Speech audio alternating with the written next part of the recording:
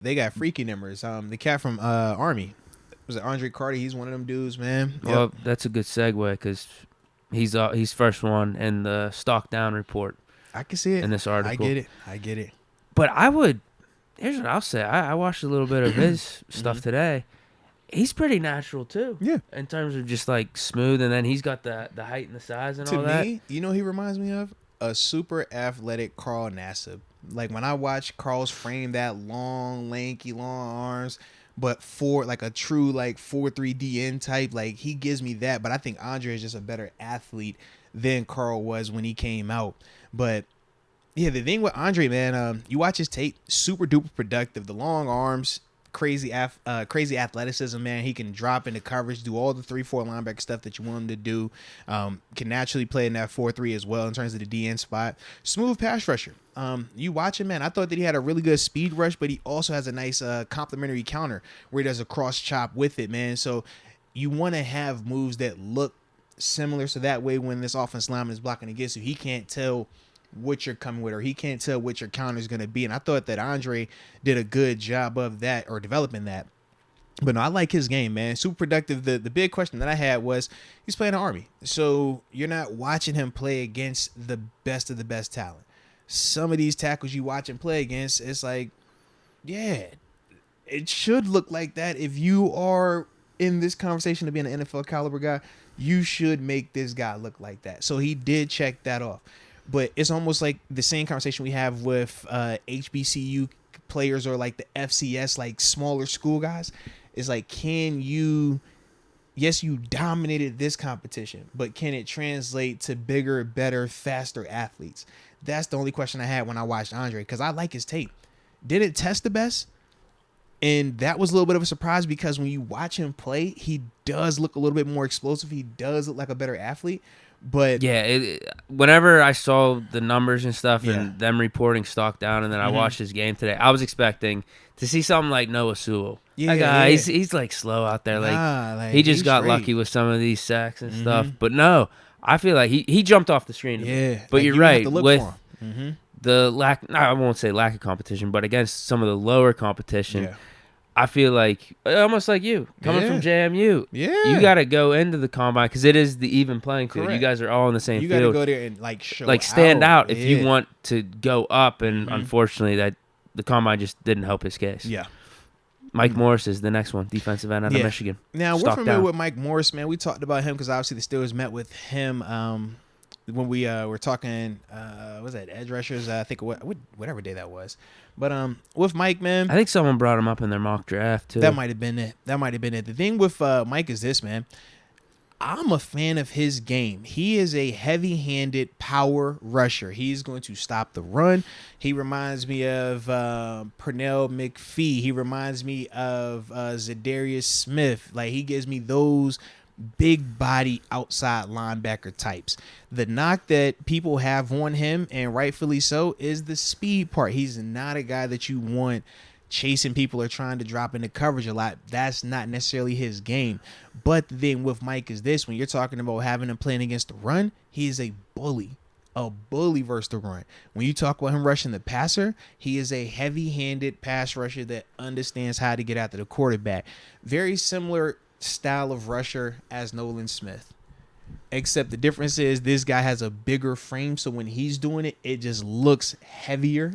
It's a lot stronger when he's putting them bull rush paws on you and then he's converting to the rip. Whereas when you watch Nolan, you think speed rush, and he's setting you up for a bull rush, and he's setting the exact same move. They are very similar like that. It's just Mike is just a bigger body guy. I like Mike though. I like his game a lot, man. I get why they would put him at stock down, because he did not run nowhere near like some of these other guys, man. These other dudes. It's one of those things. If you like his Yeah. game, you're actually rooting for him to go stock down. Like, Because you're not necessarily like his game doesn't really make you want to rely on his athleticism. that's not what he's for, right? That's not what he's for. He's not the guy that you want out there covering guys. I want him being the bully. I want him playing against the run. When we talk, you know how we would have to go big nickel sometimes and have DeMarvin Leal or Cam Hayward bump out? I don't need to do that if I got Mike Morris. Like, That was going to be my question. Yeah, you don't Could you have see to him do that. playing inside on the nickel? Like, where would he Honestly, fit for us? So Base, put it like then this, nickel? man. Base, you can still play him outside, but the problem that you potentially run into in Pittsburgh, we don't designate the rush like that. So someplace you go, they have a designator, like in a 3-4. This is the Sam linebacker, and this is the Jack linebacker or the rush linebacker.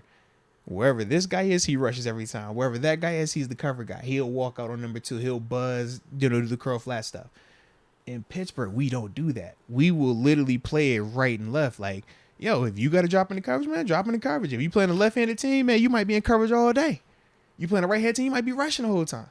Like, we just do it like that. But we also, that's the flexibility that we like here because we're able to adjust during the snap or pre-snap. Man, just check this to here, check that there. So my problem or my concern is with Mike, when you have to walk out on number 2 and play cover 4, because that's what we love to play at times here. Can you walk out on number 2 and play quarters flat? Can you play quarter flat where you got to take this guy up, you got to take this guy out? If number 3, the running back, goes away, you got to go inside with him and carry that. If number 3 is to you and 2 go outside, you got to be able to run with that. And if he wheels up, you got to be able to run 20 yards downfield with him. I don't know if he could do that. That's my concern in terms of him and our 3-4 base defense. But if Could you see him on the inside in the base? That's the question, because he did. What did he hit to win? Like 280 something, right? So like, Yeah, 275. Put second and long, yeah.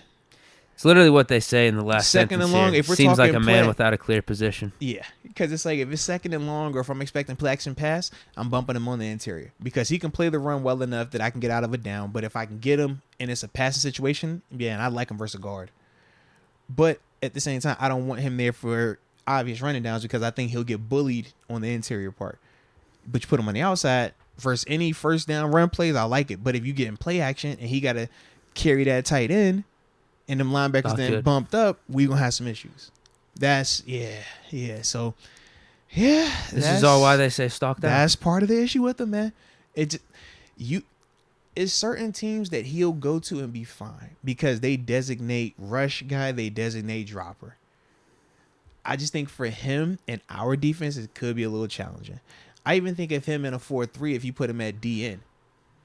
Almost give you the Brandon Graham type vibes where he can just rush every single play. Now, Brandon's a better rusher. I think he's a more gifted athlete, but Mike can still give you that physicality and can still win enough like that. So 4-3, I think you shoot, if you sense it, I ain't even gonna throw my Cincinnati.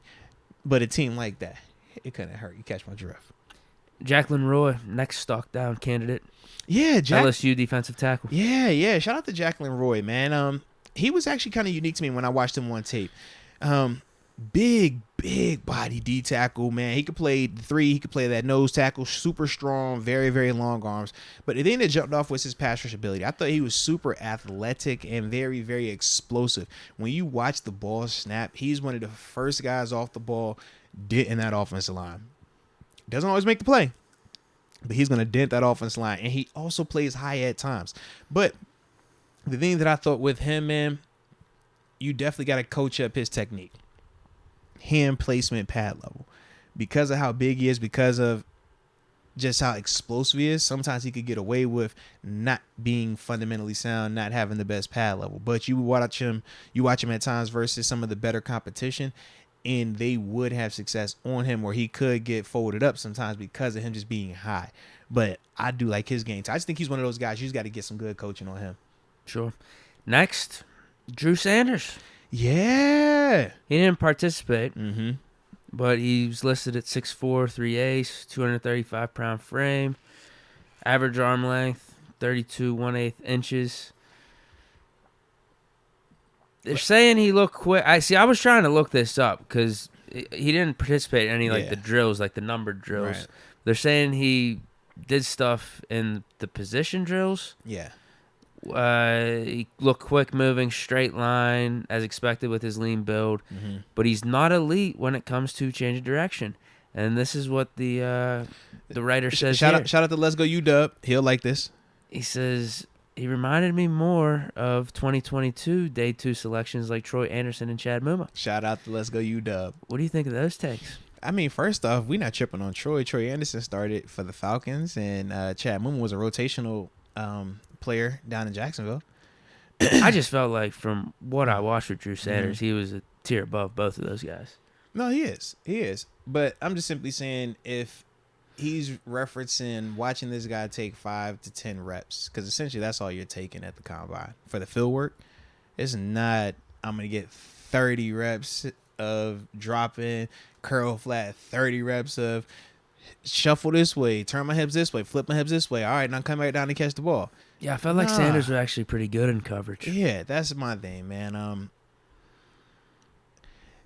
If you want to knock him for not running the 40 and showing if he can run 4.4 like some of these other guys, cool. Just say that, though. It felt like he almost got penalized for not running when you listen to the article because he moves well, and that shows up on this tape. Moves extremely well, man. Yeah, and he still did move well because I did see him doing some of the combine stuff as well, some of his drill work. He was fine. Yeah, it just seemed like they wanted him to run that 40 because they want to know. That's the question, man. How fast is it? I don't care. It's like Devin Lloyd last year for me. I think this dude's good. I actually hope he runs like a 4.6. Yeah, so he falls. And maybe we get him in the second round. Inside linebacker, outside linebacker. To me, and I've said this multiple times, I love Jack Campbell's physicality as a true inside, but give me Drew Sanders. If I had to choose, I'm taking Drew Sanders, bro. Like that ability to play inside, play outside, could cover, could rush the passer, man. Like that's the dude for me. Yeah, dude. Imagine him coming off the edge. Seriously, bro. Just on some one-off plays. Come on, bro. By the side of Highsmith or T.J. Watt. That'd be insane. It would literally be what they were doing with Clay Matthews when he was with Green Bay during that time frame where he would bounce inside and outside. And you're just like, this is crazy. This dude gonna have 100 tackles at inside and then give you 10 plus at outside in terms of sacks. Like, I like that, man. I compare him to Micah Parsons light. Absolutely. Just imagine that. We already have a T.J. Watt. Like, right. For the Cowboys, Micah Parsons is their T.J. Watt. Correct. We already have a T.J. Watt, but he plays a different position. What if we can combine a Micah Parsons type of player with a T.J. Watt? That'd be insane. Yeah. It'd be insane. Come on, man. Byron Young. Another Byron Young. Alabama defensive tackle. Also stalked down. Two Byron Youngs today, man. Two Byron Youngs. Yeah, so the Bama Byron Young, this dude's a 3 technique, man. Really, really good hand usage. You talk about him being fundamentally sound. Shout out to Bama. You could tell they get NFL coaching, baby. My man right here, his hand usage, his technique and fundamentals. I felt like I was watching like backup NFL D tackle tape. Like just in terms of the consistent inside hands, the consistent low pad level, the consistent footwork. I was definitely a fan of that with Byron from Bama. I think he's a natural pass rusher as well. I think he plays with really good effort. And I like the fact that he stays active. He was one of those guys that he doesn't always win when it's pass rush time. He does not. But he is very productive because he counters exceptionally well. I think his timing in terms of understanding when I've gone too far or when the quarterback is about to step up to try to escape, he has a really, really good knack for just knowing when to come off of a block or how to impact the quarterback when he's getting ready to scramble. He's definitely more of a 4-3 guy to me, though. I think you can play him in a 3-4 as a 5 technique, but I don't think it's going to be ideal for him. To me, you put him in a 4-3 and let him go, he's going to cook. You put him in a 3-4 defense as a 5 technique and tell him, man, you got to 2-gap this thing or keep it clean on this LB. I think he could struggle a little bit with that, but you'll love him when we go sub package ball.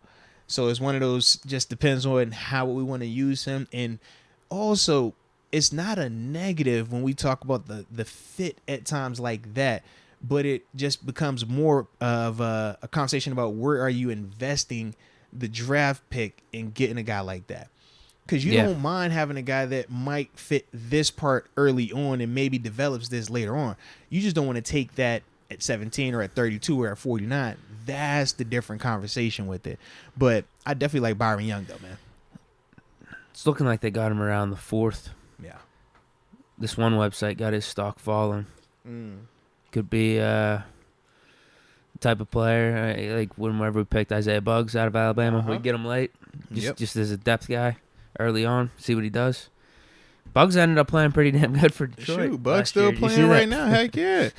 The thing is this, man, when you watch Bugs on tape, whether it was his college tape or at the NFL level, he is very talented. He is capable of being a beast. His problem is consistency. He'll have one play where his hand placement, get off, passion is insane, and it's a TFL. But then he's going to give you some other plays where whether it's him getting tired or whether him just mentally not being able to lock in each and every snap, where he's late with his hands or he's late with his eyes or he's getting reached. And you're just like, how are those two the same?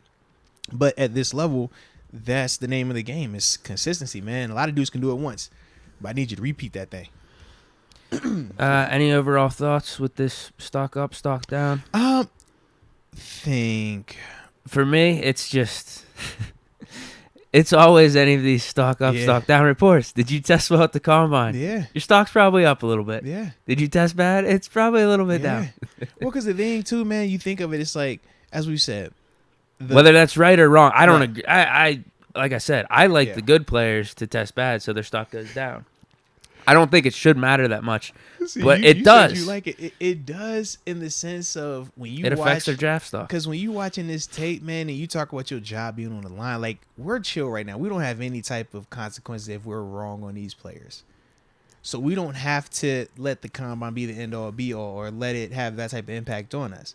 But when they're telling you if you're wrong with this pick, that could be the difference between you going home and saying, hey, wife and kids, we still good, versus, hey, we about to be moving, we got to go find a new job. It just adds to it. So when you look at the combine, they take it a little bit more or put a little bit more weight on it because it's new information. It's another chance to see these guys, another chance to get their hands on them and just see how do they handle adversity? How do they handle change? How do they handle competition? And that part does help, but I love the fact that we always got tape on these dudes, man. Because the tape do confirm some of this stuff. Like, we talked about with Drew Sanders.